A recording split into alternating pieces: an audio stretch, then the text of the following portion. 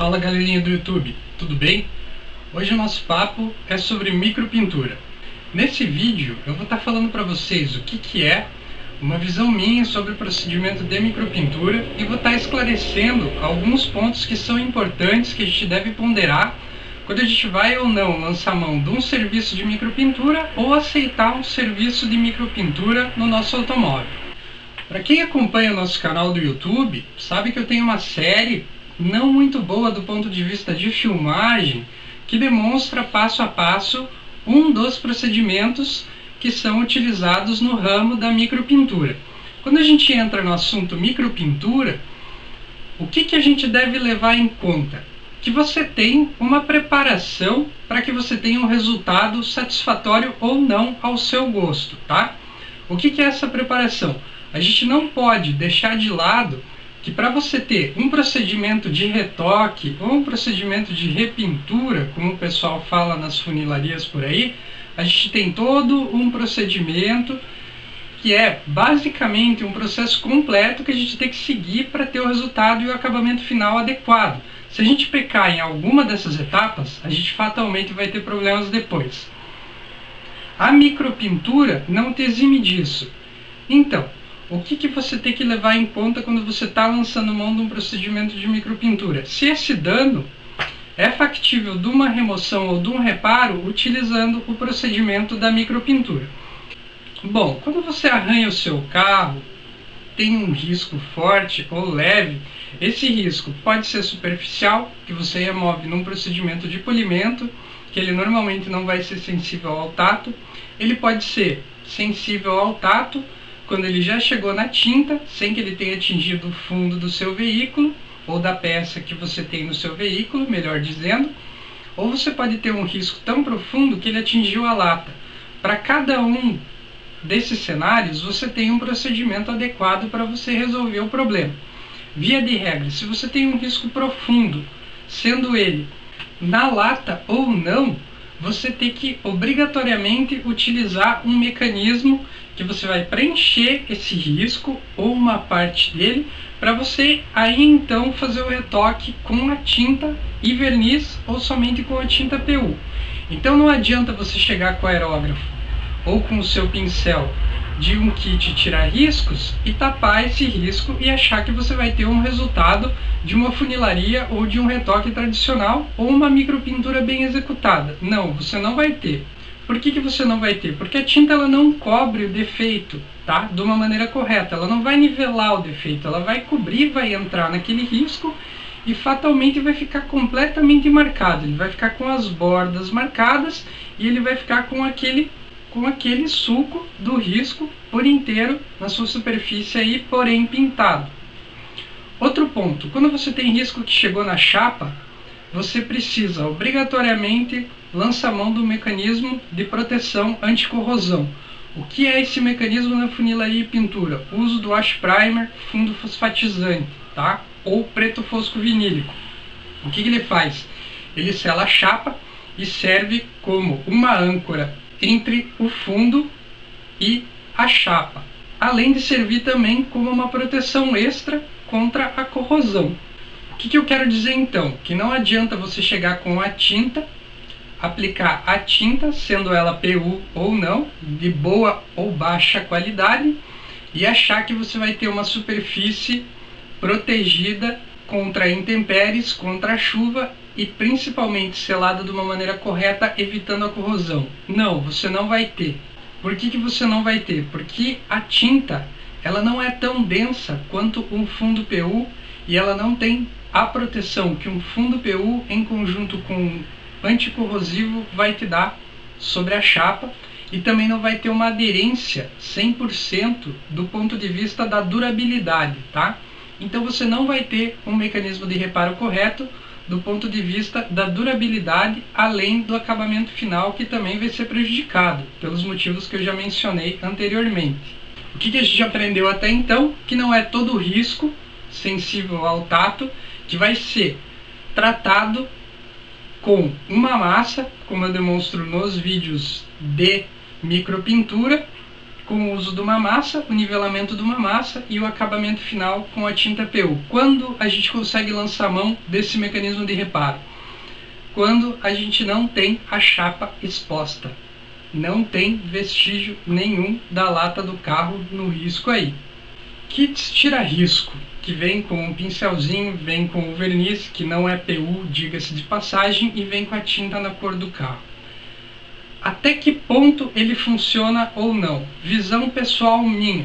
Funciona muito bem para aqueles pontinhos e batidinhas de pedra, tá? Onde a gente visa somente disfarçar o defeito e cobrir alguma batidinha de pedra que a gente tem, não querendo uma durabilidade tão boa e um acabamento final tão bom, ele funciona legal. Como que a gente trabalha com micropintura com pincel? Não é com esses pincéis que vem nos kits tira-risco. Se você quer um acabamento legal, você precisa obrigatoriamente conhecer um pouquinho de pintura, saber um pouquinho sobre cada pincel e quando utilizar cada um deles, tá? E o que eu posso adiantar para vocês? Você precisa ter um kit de alguns pincéis macios para você fazer o mecanismo de reparo, conhecendo bem como utilizar esses pincéis e em que tipo de dano e situação utilizar na pintura do teu carro aí. Então não é simplesmente você pegar o pincel, limpar a peça, lavar a peça, aplicar ali a tinta e depois aplicar o verniz e querer lixar para fazer um polimento que você vai ter um resultado legal. Não vai ter um resultado 100%, você pode eventualmente disfarçar, aprender a utilizar isso de uma maneira correta. É claro, se você praticar um pouco, você vai aprender até que ponto ele vai funcionar ou não. Você tem também o fator da tua exigência com o serviço, tá? Então não adianta você comprar um kit desse e achar que você vai ter um reparo de funilaria muito legal, que não vai ficar marcado de longe, que você não vai conseguir perceber esse retoque. Não, isso não acontece. Eventualmente até com micropintura, utilizando o mecanismo que eu lancei mão nos vídeos, eu estou deixando na descrição do vídeo aqui o link da playlist com todos esses vídeos. Mesmo lançando mão desse mecanismo, você vai ter a superfície marcada, você vai conseguir notar o problema aonde foi retocado, olhando de perto ou contra a luz aí, tá? Isso é uma coisa que você vai aprimorando com o tempo. O mecanismo da micropintura não é um processo passo a passo que a gente tem como a gente tem na funilaria. O que conta mais é a experiência e o tato de quem está fazendo a micropintura, também conhecendo como trabalhar com o aerógrafo, ou com o pincel, ou com o mecanismo de agulhas que o pessoal de detail usa muito por aí. Então o pessoal conhece muito bem como trabalhar e conhece também o escopo de uso de cada um desses componentes. Por exemplo, nesse dano X, o componente, o mecanismo de uso que eu estou utilizando aqui, o pincel ou agulha ou aerógrafo, ele é melhor do que o outro. Então a pessoa sabe muito bem como utilizar cada um e quando utilizar cada um. Não vou entrar em detalhes no vídeo, mas não adianta, por exemplo, como eu mencionei anteriormente, querer tapar e nivelar um risco por completo sem utilização de massa somente com a tinta, ou querer ter uma resistência anticorrosão num risco que atingiu a chapa somente com a tinta e com o verniz que a gente compra em lojas de repintura, sendo poliuretano catalisado, que tem uma forte resistência a intempéries ou não, porque você pecou anteriormente com a proteção da chapa. A camada de tinta e verniz, ele não é a proteção da chapa, ele é o acabamento final, tá? Outro ponto importantíssimo, a falta do lixamento ou lixamento inadequado. Por exemplo, se você utilizar uma lixa Trisact P3000 num dano ou numa peça que você vai retocar e pintar, ela não tem aderência suficiente da camada de tinta ou fundo ou massa para que ela não desplaque, não solte com o tempo, tá? E não comprometa o teu acabamento em poucos dias após a aplicação do composto, tá? Então você tem uma regra praticamente fixa de gramaturas de lixa para você fazer um reparo de funilaria, sendo ele micropintura ou não. Então não adianta vir com essa, lixa com uma lixa P1200 e aplica a tinta, lixa com uma lixa P2000 e aplica uma massa. Não funciona dessa maneira. Para cada composto você tem que ter uma ancoragem adequada. Para uma massa, por exemplo, você tem um lixamento um pouco mais grosso para ancorar uma massa. Para ancorar Uma tinta, obviamente que você não pode ter um lixamento tão grosso, senão quando você aplicar a tinta com o aerógrafo ou com o pincel, fatalmente ela vai marcar a superfície, quando ela assentar, ela vai preencher aqueles sulcos da lixa e fatalmente vai ficar marcado, e quando você olhar contra a luz, vai ficar aquela superfície toda marcada com riscos de lixa que você não vai remover no polimento. Aí o pessoal tenta lixar na etapa do polimento e remover isso. Não vai funcionar, pessoal. Outro ponto relacionado ao polimento, já que a gente entrou no assunto. Quando você tem bordas no retoque, você tem bordas ali, como é que a gente trabalha isso na micropintura? Com o famoso mata-retoque, seria a aplicação do thinner mata-retoque nessa área para você diluir esse composto, digamos assim, fazer ele assentar na superfície de uma maneira que ele fique menos marcado, que você consiga contornar e nivelar ela no polimento, de modo que ele não fique aquela mancha na área que a gente aplicou a tinta, tá? Aquela mancha no seguinte sentido, de você passar o dedo e você notar que tem um desnível na superfície, tá? Essa mancha ela pode ocorrer também pela falta do acerto da tinta que a gente está aplicando, ou pela micropintura não ser adequada à área que a gente está trabalhando aí, ou à cor que a gente está trabalhando, tá? Então, se você utiliza um pincel ou um kit tira-risco, fatalmente você vai ter a superfície marcada com esse tipo de coisa, sendo a tinta adequada ou não. Então você vai conseguir ver essa marca, seja ela de longe ou de perto, quando você estiver olhando a peça, você vai conseguir ver essa marca, porque o teu mecanismo de quebra do retoque não foi adequado.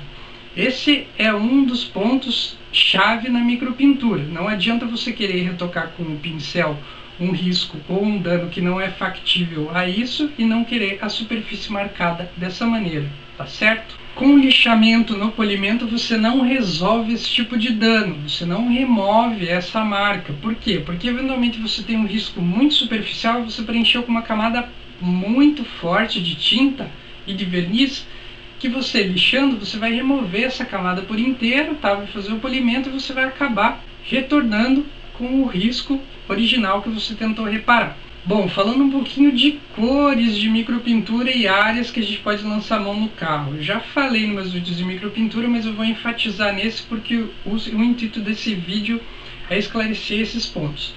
Primeiro, tons escuros. A gente consegue trabalhar muito bem com micropintura. Carro preto sólido, melhor cor para dar micropintura. Vermelho a gente consegue trabalhar legal. Conforme você for clareando as cores, fica um pouco mais difícil da gente trabalhar com micropintura. Por quê? Porque eventualmente essa pintura já está um pouco mais queimada, tá? Isso é natural que aconteça, mudança de cor natural do uso do teu carro, e ela vai ficar marcada depois, levemente ou um pouco mais forte. Existe o acerto da tinta quando a gente está lançando mão de um retoque na funilaria e pintura. Do mesmo modo que existe para funilaria e pintura, existe para micropintura. Então, é interessante que o profissional que estiver lançando mão desse mecanismo faça muito bem feito o acerto de tom da cor do teu carro aí. Muito melhor até do que da funilaria, de um retoque que ele fizer um alongamento em degradê aí. Tem que ser um pouco melhor, tá? Para evitar esse tipo de transtorno, porque a micropintura ela fica fatalmente muito visível quando dá algum erro nesse processo aí.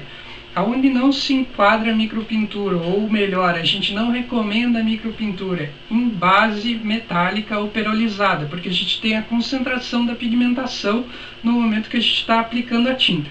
Então, conforme se você fizer uma pintura completa de uma peça metálica, por exemplo, você eventualmente não manter a uniformidade na aplicação, der uma concentrada aqui, outra ali, um pouquinho mais, você vai notar que ela marca muito a superfície. Por quê? Porque você jogou um pouco mais de tinta de uma maneira não uniforme na peça e ela ficou muito mais concentrada naquele ponto. E como existe essa pigmentação, a concentração da pigmentação faz ficar aquela marca horrível no momento que a gente fez a pintura, tá? Então fica aquela marca horrível, principalmente depois que a gente jogou o verniz. A gente vê nitidamente onde a pistola de pintura passou de uma maneira, digamos assim, errada, ou melhor, diferente do padrão que você estava aplicando na peça inteira.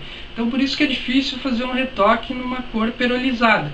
Então, partindo do princípio que você vai fazer uma micropintura, tanto com o pincel quanto com o aerógrafo, dificilmente você vai manter esse padrão de aplicação na peça, tá? De uma maneira que ela não fique marcada do ponto de vista da pigmentação nessa área que você está trabalhando aí.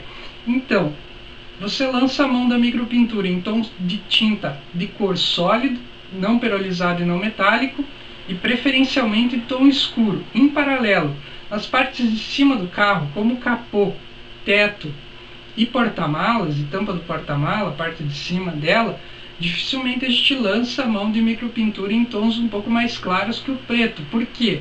Fatalmente fica marcado porque essas áreas sofreram mais com a ação do tempo, e em segundo lugar porque a luz ela bate 100% naquela área. Então quando você está longe do carro, você consegue ver eventualmente uma manchinha, alguma coisinha que foi retocada de longe, tá? Exatamente pelo fato da luz, o sol bate ali, a claridade bate ali, você nota mais facilmente. Outro ponto, o que eu acho que conta na hora que a gente está fazendo a micropintura? A experiência da pessoa que está fazendo esse retoque no teu carro. Por exemplo, se a pessoa tem um pouco mais de bagagem, tanto de funilaria e pintura, como ela deve ter obrigatoriamente, e um pouco mais de experiência praticando esse tipo de retoque, ela consegue identificar qual que é o mecanismo melhor para fazer o reparo de micropintura no teu automóvel e consegue trabalhar de uma maneira adequada para ter um resultado melhor com aquele mecanismo, maximizando ou potencializando o resultado do mecanismo que ela utilizou, tá certo? Sendo ele com aerógrafo, fazendo preenchimento com a massa rápida ou não. Então, cada caso é um caso, cada defeito é um defeito, e eu costumo dizer o seguinte: nunca é a mesma coisa do que você já trabalhou anteriormente. Então é sempre um desafio novo, é sempre alguma coisa nova que você vai estar aprendendo, que você vai ter que parar e pensar o que é melhor eu fazer nesse caso aqui, ou como que eu vou reparar esse defeito aqui de uma maneira melhor, que eu tenha um resultado melhor. Em paralelo, o padrão de risco que a gente pode lançar a mão da micropintura. Dificilmente você consegue lançar a mão de micropintura em riscos com um formato sem um padrão definido. Aí a melhor solução é o retoque ou a repintura completa e parcial da peça que a gente está trabalhando. Por quê? Porque você fazendo o mecanismo do risco, quando você for retocar ele fazendo a micropintura, que é um mecanismo completamente localizado, você vai marcar a superfície muito, porque você não seguiu aquele padrão de aplicação que a gente tem no momento da pintura. Então seria a mesma coisa que a gente pegasse uma caneta e riscasse por inteiro esse risco aí, tentando esconder ele e mascarando ele e não tendo um resultado legal, tá? Então ele funciona para riscos normalmente retos, tá? Raspados, ralados, que a gente tem aí nos para-choques. E quando que é legal a gente lança a mão? Quando a gente tem danos pequenos, tá? Não pode ter uma porta inteira riscada e querer retocar com micropintura, porque isso vai tomar um tempo muito grande do profissional. E a gente sabe que, evidentemente, é muito mais fácil você repintar a peça inteira, fazer um retoque, do que você ficar ali muito tempo trabalhando com uma micropintura para ter um resultado adequado, ou melhor, minimizar esse dano e não ter um resultado tão bom quanto se a gente já fizesse o retoque, a repintura parcial da peça ou a repintura completa da peça para ter um resultado adequado. Então a gente gasta muito mais tempo fazendo a micropintura e a gente não vai ter o resultado adequado e fatalmente vai precisar repintar a peça. É esse o ponto.